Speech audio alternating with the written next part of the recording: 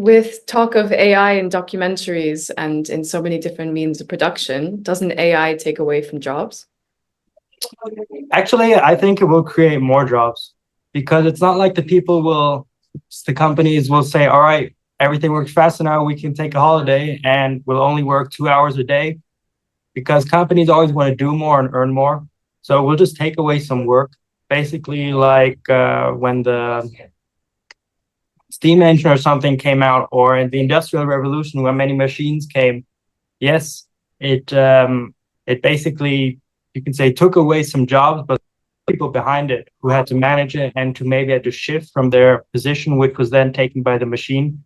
And it's the same thing right now. So you just like step back a bit and manage the AI instead of doing the AI's job, and which then basically can create more jobs because you have more things to do and more things to expand into.